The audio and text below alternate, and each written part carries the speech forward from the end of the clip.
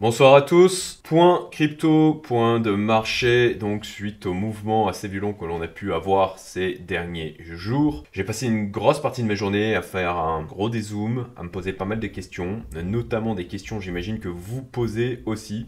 Notamment, est-ce que l'on a eu le top ultime de ce cycle? Est-ce que la macro est trop dégradée et va empêcher une reprise?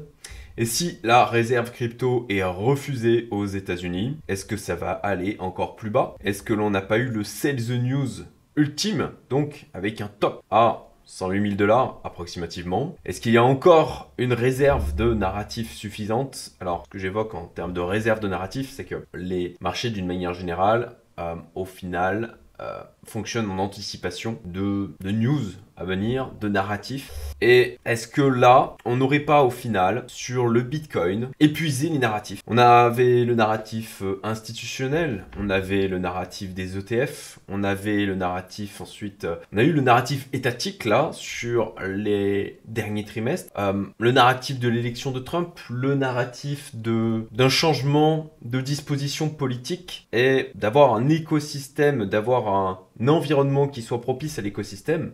Et tous ces éléments, on les a là, maintenant, aujourd'hui. En tout cas, c'est mon point de vue, globalement. Et donc, je me demande, est-ce qu'on n'a pas eu le sell the news ultime avec, le fait qu'on soit arrivé un peu au bout, ou peut-être même carrément au bout tout court, des narratifs pour pousser le prix du Bitcoin, avec des institutionnels qui sont là, BlackRock qui parle maintenant de manière positive du Bitcoin, le fait que ça y est, il soit devenu un actif à part entière intégré dans l'écosystème de la finance traditionnelle. Donc, est-ce qu'au final, on n'a pas eu le sell the news ultime sur le Bitcoin? Bon, voilà le genre de questions que je me pose. Et puis bien sûr, associé à tout ça, faut-il que j'allège sorte complètement? Moi, j'ai fait le choix, il y a de ça maintenant, j'en ai parlé sur ma chaîne, dans les vidéos précédentes, il y a de ça maintenant quelques semaines, j'ai dézoomé, je me suis dit, bon, ma foi, on a un écosystème, on a aujourd'hui un environnement qui est vraiment extrêmement propice à l'écosystème crypto. De ce point de vue-là, mon avis n'a pas changé. Néanmoins, on a quand même pas mal de choses qu'il faut prendre en considération. Et donc aujourd'hui, j'ai décidé de prendre du temps pour remettre en question ce postulat que j'avais pu faire, ce choix aussi de rester exposé à 100% et d'accepter une baisse violente comme celle que l'on a connue semaine dernière et qui n'est peut-être pas terminé. Bon, allez, on passe du coup au reste de la vidéo. On a pas mal de choses à voir ensemble. On va faire un point de situation sur la crypto en général. Ça va être une vidéo assez longue, je vous préviens. Marché traditionnel, sur la macro. Ensuite, je vais faire un petit bilan, point positif, point négatif sur chacun de ces trois éléments crypto, marché traditionnel, macro. Les scénarios, avec mes estimations de probabilité de survenance. Et, comme toujours, je vais vous dire ce que je fais. Bien, démarrons. Côté crypto, bien sûr, le king, le Bitcoin. Alors, nous avons donc eu là, à l'instant T, au moment où je fais cette vidéo, à peu de choses près, on est autour de moins 24%. Donc, par rapport à l'ATH qui était à 109 000 $. Voilà. Donc, alors tout à l'heure, quand j'avais fait le calcul, je ne vais pas le refaire ici, maintenant, mais on était à moins 24%, on doit être à peu de choses près, à peu près la même chose. Une correction donc de moins 28% depuis... alors j'avais mis depuis décembre, je voulais dire depuis donc le 20 janvier. On est un peu au milieu de rien actuellement, voilà, suspendu un peu au milieu de nulle part. Ça ne correspond à rien en termes de niveau de retracement de Fibonacci, en tout cas pour ma part ce que j'ai pu tracer. On n'est pas sur une droite de tendance, en tout cas rien que j'ai identifié de mon côté. Si on affiche néanmoins les moyennes mobiles là, j'ai plusieurs moyennes mobiles là sont affichées. Si je passe en weekly, bon, on voit que on est sur cette moyenne mobile ici. Alors pas forcément une moyenne mobile d'une extrême importance. Je dois avouer que je ne suis pas un pro des moyennes mobiles. On est sur donc la MMA 34. Bon, voilà, je dirais que j'ai essayé de chercher un petit peu quelque chose, un élément de référence, quelque chose qui pourrait expliquer qu'on se soit arrêté là, ici, pour l'instant. Et si je passe en 4 heures, voilà, on voit que c'est un niveau qui est travaillé. Voilà. Et là, on revient le travailler maintenant. Bon, extrêmement léger en termes de support potentiel. Voilà, il n'y a pas grand chose à se mettre sur le sous là-dedans à ce niveau-là. Et c'est pour ça que je dis que le Bitcoin est un peu suspendu là au milieu de pas grand.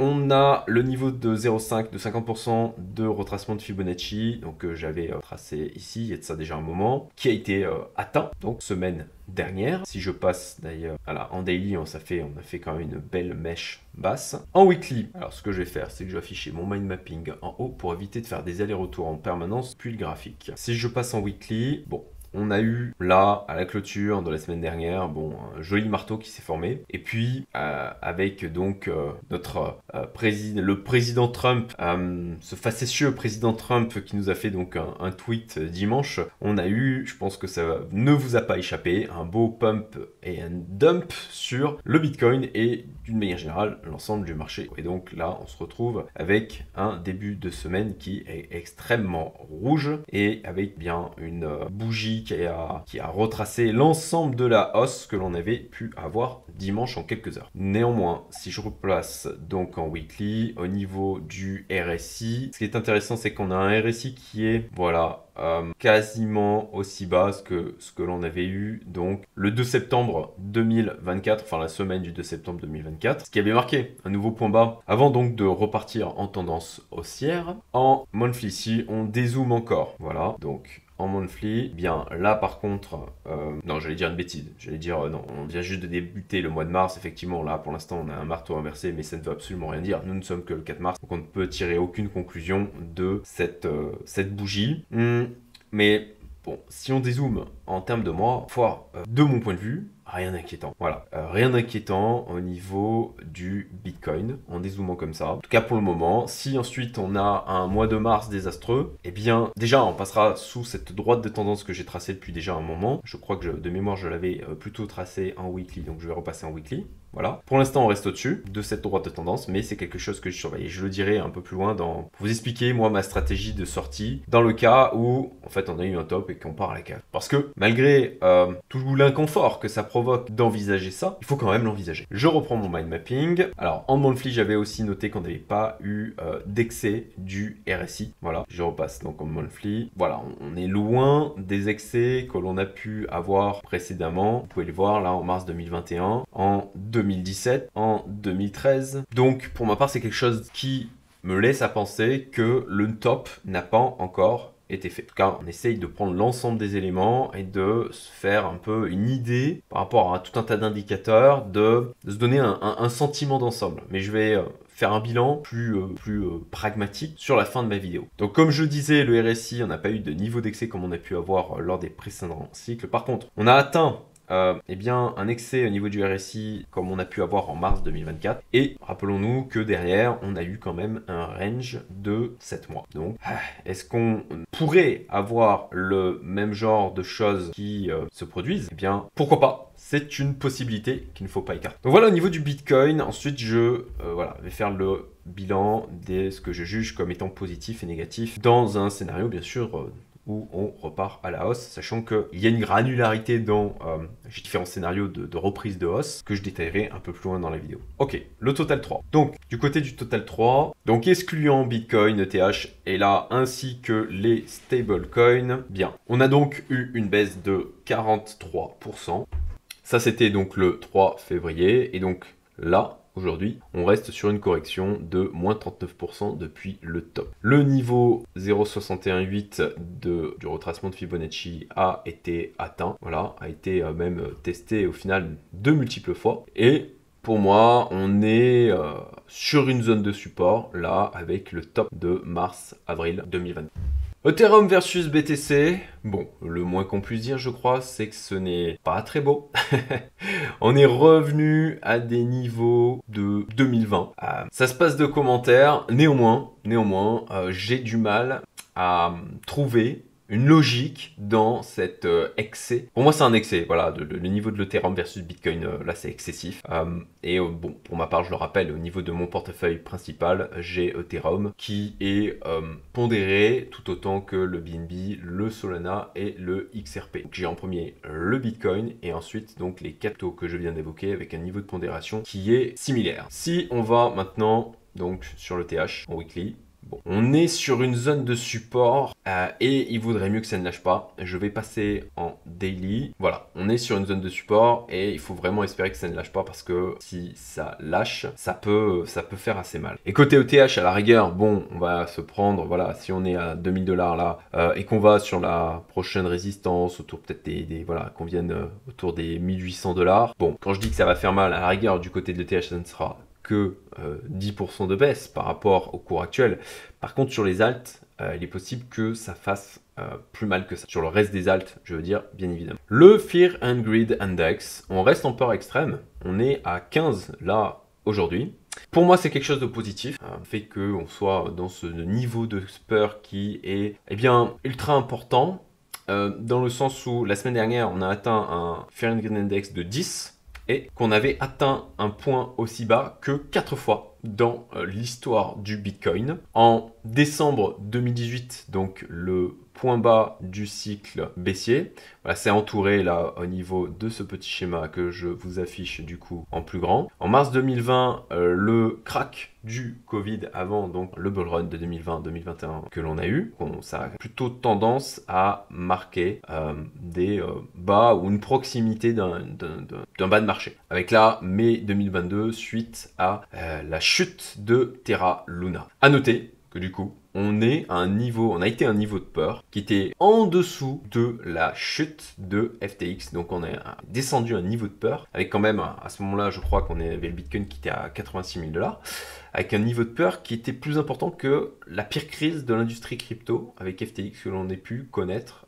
de toute l'histoire du Bitcoin. Et moi, j'ai tendance à penser que l'on est du coup dans un excès de peur et dans un niveau de dump, de baisse qui est irrationnel. Mais le marché peut rester irrationnel pendant un moment. Côté funding rate, je vais vous les afficher. Bon, on est très légèrement en positif. Franchement, je serais plus confortable là de voir un excès du côté des shorts, d'avoir quelque chose de négatif comme on avait pu le voir par exemple là en août 2024 ou ici, voilà, en septembre, donc avant de reprendre la tendance haussière, ce qui avait marqué au final un point bas. Là, ce n'est pas le cas. J'ai l'impression qu'on n'a même pas été en négatif sur les funding rates. Et je dois avouer que ça, c'est quelque chose qui ne me plaît pas beaucoup, qui va pas forcément dans le sens d'une fin de la baisse et d'une reprise. Par contre, point positif, eh bien, regardez, donc les niveaux de funding rate ici sont montés quand même beaucoup moins haut que ce que l'on avait pu avoir donc dans la période mars 2024, ce qui a donc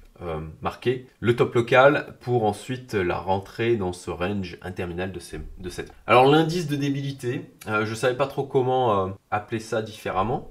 Eh bien, on a eu le Trump token, le Melania token, le Libra token. On a eu, bon, le tweet de dimanche qui, je trouve, est quand même quelque peu discutable en termes de move. Et forcément, il y a des suspicions d'organisation, de rug, en clair, voilà, de provoquer un pump and dump de manière coordonnée. Bon, voilà, ça c'est quand même de manière générale des indices de débilité qui sont pas particulièrement rassurants et qui vont dans le sens d'un potentiel top de marché cycle sur donc voilà, sur janvier-février. Alors toujours côté crypto, un contexte pour l'écosystème qui reste quand même ultra favorable, avec un président pro-crypto, voilà, même s'il y a quelques exactions. On a aussi donc le Crypto Summit qui aura lieu à la Maison Blanche, le premier du genre, qui aura lieu le 7 mars. Nous sommes le 4 mars au moment où je tourne donc cette vidéo, avec l'objectif de faire des États-Unis la capitale mondiale des cryptos. D'ailleurs là, j'ai mis capitale mondiale des USA, mais je voulais dire donc des cryptos, je pense que vous aurez tous compris. Bon, des régulateurs favorables aux États-Unis, la SEC qui abandonne ses poursuites avec donc Gary Gensler, Voldemort qui a été dégagé, l'adoption institutionnelle en plein essor, donc avec voilà, BlackRock et d'autres acteurs majeurs, une accumulation étatique et corporate avec bien les fonds souverains des Émirats Arabes Unis qui sont mis à rentrer, à acheter, à accumuler du Bitcoin et peut-être même de l'ETH, mais je ne suis pas certain de ça. Bitcoin c'est sûr, ETH je ne me souviens plus. Bon, des États, le Salvador déjà un moment, des entreprises cotées qui achètent du Bitcoin. Voilà, on reste quand même dans un contexte qui n'a jamais été aussi favorable aux cryptos. Mais par rapport à ce que j'évoquais tout à l'heure, est-ce que justement on n'a pas cet effet d'avoir tout ce que l'on attendait et plus vraiment de narratif, d'anticipation auquel se raccroche. Alors voilà pour la partie crypto. Passons maintenant à la partie marché trading avec donc le VIX qui est sur zone de résistance. Voilà, comme on peut le voir là sur le graphique, hein, c'est une zone là au niveau du VIX qui a été visitée de multiples fois. Sur le S&P 500, donc en daily, on a un RSI qui est proche du niveau que l'on a eu en août 2024, donc sur quasiment, et qui se rapproche de la zone de survente. Et il est donc sur une zone aussi qu'on avait tapé en avril 2024 avant de reprendre, en août 2024 avant de reprendre. Donc on va voir dans la semaine ce qui va se passer et si on a le S&P 500 qui repart à la hausse.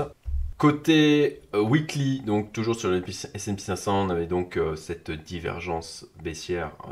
On a cette divergence baissière qui s'est installée. Et surtout pour moi, on a cette cassure franche de cette droite de tendance que j'avais donc tracée, qui prenait son origine sur octobre 2023 et que je surveille maintenant depuis plusieurs mois. On peut se poser la question, si on regarde donc la hausse que l'on avait eue et qui s'est arrêtée donc en janvier 2022, si on n'est pas donc au début d'une correction plus importante, qui nous a imprimé donc un moins 26% et qui pourrait donc nous amener jusqu'à effectivement les 4482 points. C'est possible.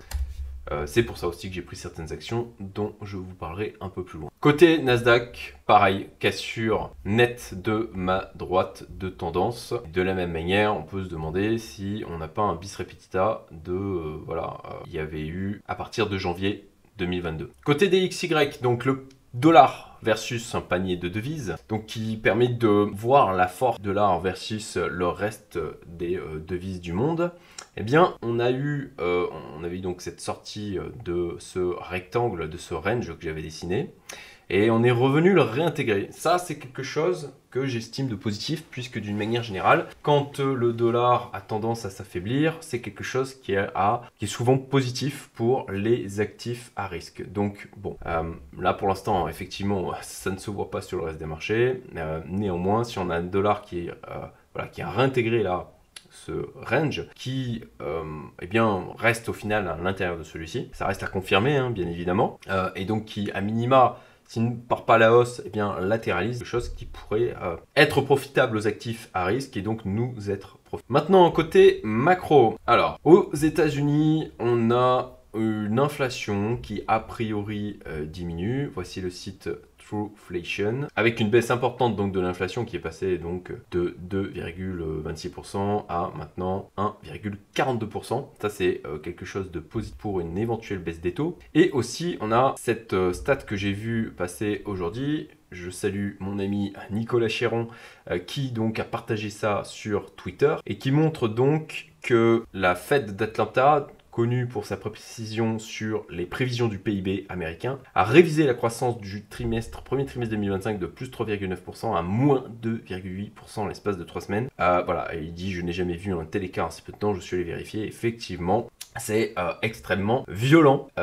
Et de ce que j'ai vu, globalement, il se trompe d'approximativement 0,2%. Donc, soit il se trompe d'une manière épique cette fois-ci, soit, eh bien, ça veut dire que du côté des États-Unis, c'est en train de passer en mode récession. Et donc, ces deux éléments sont positifs pour avoir une politique monétaire accommodante dans les semaines à venir, notamment avec une baisse des taux, la planche à billets qui se remet à fonctionner, puisque voilà, on a, je l'ai noté un peu plus loin dans mon mind mapping, donc on a donc la réunion du FOMC de la Fed à venir. Ensuite, on a quand même pas mal d'incertitudes. Bon, on a des tensions commerciales là qui sont extrêmement importantes entre les États-Unis et tout le reste du monde, en clair. Donc là, on se pose forcément beaucoup de questions en termes de conséquences sur l'économie, les échanges. Voilà, ça crée de l'incertitude. Les marchés n'aiment pas du tout l'incertitude. Ce qui explique aussi eh bien, la baisse du S&P 500, la baisse du Nasdaq, incertitude, peur, protection, les risques comme aussi le Bitcoin et les cryptos en souffrent.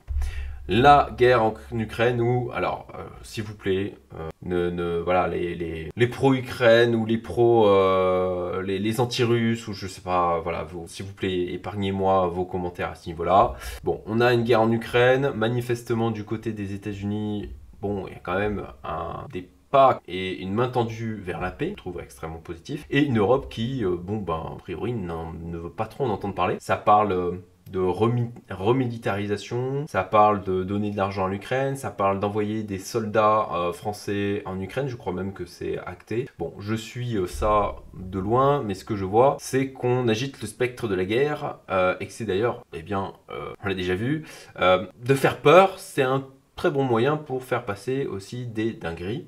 Donc, bon, forcément, ça crée un climat plus d'incertitude, avec de la peur, et ça c'est quelque chose qui n'est pas forcément très bon, là aussi, pour les actifs à risque, et ça entraîne donc pas mal de volatilité. Voilà pour la macro. Donc, bilan. Ok, les points positifs, les points négatifs. Donc, côté crypto, ce qu'on a pour moi en termes de positif, on est plutôt sur des supports à de multiples niveaux. On l'a vu sur le Bitcoin 3. Enfin non, Bitcoin est un petit peu suspendu au milieu de nulle part, mais par exemple sur le TH ou pas mal d'autres cryptos, je ne les ai pas toutes passées en revue. On a une purge et une panique, un sentiment de peur exacerbé. On n'a pas vraiment eu d'excès haussier sur le Bitcoin, les cryptos, là aussi mon point de vue, par rapport à ce qu'on a pu connaître auparavant sur les articles. Là on est clairement en excès baissier actuellement et on garde un contexte politique et pour l'écosystème est pleinement favorable. Point négatif, eh bien on a une belle débilité et j'aurais dû rajouter ça aussi, les funding rates, où j'aurais aimé les voir en négatif là aujourd'hui. Côté marché tradi, eh bien le VIX qui est sur une zone de résistance et qui a l'air de retomber. Un DXY qui a réintégré son range, donc je rappelle le dollar versus un panier de devises. Négatif, on a des cassures de droite de tendance donc sur le S&P 500 et le Nasdaq. Et bon bah si on a des marchés tradis qui dévissent violemment et qui continuent à dévisser, bon il y a quand même des chances pour que côté crypto, ça soit aussi une baisse qui est un effet en clair de contamination. Côté macro, positif, baisse des taux probables à venir. Peut-être plus tôt que prévu, puisque de mémoire, c'est prévu normalement là en juin, et on a la réunion de FOMC 18 au 19 mars 2025. Donc, face à des chiffres qui se sont dégradés, une inflation qui a diminué, est-ce qu'il ne pourrait pas aussi, peut-être sous la pression du gouvernement Trump, décider de baisser les taux plutôt que prévu, sait-on jamais. Je pense que c'est quelque chose qui est de l'ordre du possible. Et sur la macro, eh bien, en termes de négatif, de l'incertitude, comme je l'ai évoqué, et ça, les marchés. Voici mes petits scénarios. Premier scénario, qui ne fait pas plaisir, mais il faut l'envisager, on a eu le top de ceci. Voilà. Et on part à la carte. Ça, j'estime qu'on est sur une probabilité de 10%. Que, voilà, c'est jamais 0%. Il faut le prendre en compte et il faut avoir un plan par rapport à ça. Mais ça, je vais en parler après. Deuxième scénario, on va repartir rapidement. Donc là, au moment où je fais cette vidéo, les marchés américains se sont donc ouverts. Bon, on est à 82 726. Ça patine, hein, ça patine. Néanmoins, au final, ça tient pas trop mal avec un S&P 500 qui est en baisse et un Nasdaq aussi qui est en baisse. Donc on va repartir rapidement, j'estime à 30%. Donc rapidement, c'est bon, dans les jours, dans la semaine qui vient. Troisième scénario, on va latéraliser pour repartir dans quelques semaines ou mois. Estimation du scénario 20%. Franchement, je pense que soit on va repartir vers le haut, soit on va repartir vers le sud. C'est plutôt ce que je privilégie et à vrai dire, le scénario que je privilégie aujourd'hui à 40%, c'est de faire encore un plus bas vers peut-être les 74K avant de repartir. Ce qui correspond donc à ma droite de tendance là que j'ai tracée depuis maintenant assez longtemps. Là, je suis en weekly. Si je passe maintenant en daily, bon, j'ai dit 74K, mais ça pourrait très bien venir visiter l'ancien ATH autour des 73 000, hein, voire donc venir toucher ce retracement de Fibonacci à 72 866. Donc, à voir potentiellement, voilà, quelque chose où ça, on vient ici tester soit droite de tendance avant donc repartir, là, comme ça, tac, tac, voilà, une hausse qui se ruit type ou quelque chose de plus violent. Il ne faudrait pas qu'on s'installe de manière durable sous cette droite de tendance, ça je vais en reparler. Tac, voilà, et bim, revenir ici avant donc de repartir gentiment à la hausse. Et donc ça, pour moi, c'est mon scénario principal. Donc la question quand on fait ce scénario, c'est avec est-ce qu'on est à l'aise avec notre niveau d'exposition si bien les pires scénarios se produisent. Pour ma part, après réflexion et sachant que j'étais déjà prêt à venir taper les 74K, voire même, comme je l'évoquais, 72, 73, dans un excès baissier, il ne faudrait pas qu'on vienne s'y installer de manière durable. Ma réponse est oui, mais si ce n'est pas votre cas, peut-être qu'il faut à ce moment-là revoir votre exposition. On faisait un point crypto dans ma communauté et mon programme Fast Track Investor lundi. On discutait justement, il y avait des personnes qui étaient là et qui se disaient oui mais alors je vous rappelle, hein, à ce moment-là, quand on faisait ce point, on était donc lundi et on était avant la réouverture des marchés américains, on était autour des 92 000. Voilà. Et donc, il y avait des personnes qui avaient mal vécu la baisse qu'on avait eue là. Et donc, moi, ce que je leur disais, c'est effectivement, là, ils reprenaient espoir. Je leur disais, mais attention, ok, là, on est repassé dessus du range. Par contre, on peut très bien là repartir à la baisse violemment. Et à ce moment-là, comment tu vas le vivre? Et de la même manière, repartir à la baisse violemment pour aller plus bas. Donc, dans une situation comme ça, où on se dit que on peut paniquer, faire du panic sell justement, et qu'on n'a surtout pas de plan de sortie en cas d'un scénario qui est négatif, bon, ça c'est le cocktail parfait pour faire des bêtises. Donc je vous invite vivement à vous projeter dans ces différents scénarios et de vous demander, voilà, j'ai X% de baisse sur mon portefeuille, comment je vais le vivre? Est-ce que je suis OK avec ça? Et aussi à prendre du recul par rapport à ce que ça représente pour vous cet argent. Qu'est-ce que ça représente en termes de revenus annuels? En termes d'épargne, plus que de revenus annuels d'ailleurs, c'est de capacité d'épargne annuelle. Si vous avez là par exemple des gains qui vont potentiellement s'effacer et qui représentent plusieurs années d'épargne, bon, c'est quand même extrêmement violent quoi. C'est au final des années de travail quoi. Si ça représente une part trop importante de votre patrimoine, si ça met en danger des projets personnels, voilà, posez-vous ces questions. Est-ce que vous voulez prendre ce risque? Donc comme d'habitude, moi je dis ce que je fais et au-delà du marché crypto, moi j'ai une exposition, ça fait un petit moment là, je suis plus exposé à l'or, mais je reste exposé avec une position bon qui n'est pas anodine, voilà, pas énorme mais pas anodine sur l'argent. Là pour ma part, je ne bouge pas, je conserve. Côté Nasdaq, voilà, j'ai pris mes profits, j'ai vendu. S&P 500, j'ai pris mes profits, j'ai vendu. Parce qu'on avait cassé les droites de tendance que je vous avais montré. Potentielle réallocation donc sur mon portefeuille value en bourse ou peut-être sur un index de matières premières. Il faut que j'étudie, j'ai pas pris le temps encore de voir l'évolution des matières premières, mais sauf erreur, je crois qu'on est là sur des plus bas. Côté USD, euro, je garde ma position short sur l'euro parce que même si on a eu un DY qui a réintégré son range, je reste plutôt négatif sur l'Europe et aussi sur l'euro. Qui plus est, c'est une manière, je le rappelle, j'en ai déjà parlé sur ma chaîne, de me hedger sur mes investissements en euros, le fait d'avoir cette position short qui est de plusieurs centaines de cas. Et le plus important, mon scénario de sortie en cas de fin du game, si, eh bien, on a eu le top, qu'il n'y aura pas de continuité au bull run, qu'on va aller à la cave, eh bien, pour ma part, je surveille donc ma droite de tendance long terme sur Bitcoin. Si on clôture au-dessous en 3D, à ce moment-là, je sortirai moins 50% du portefeuille. Si on clôture en dessous en weekly, là, je sors la totalité. Voilà, ça sera terminé. Je prendrai les profits qui me restera, parce que bah, forcément, ça ne sera pas la même chose que quand on était à 109 000 $. Mais bon, je serai quand même en profit. Et ma foi, si il y a une reprise, qu'on a une tendance haussière qui se réinstalle, à ce moment-là, je re-rentrerai.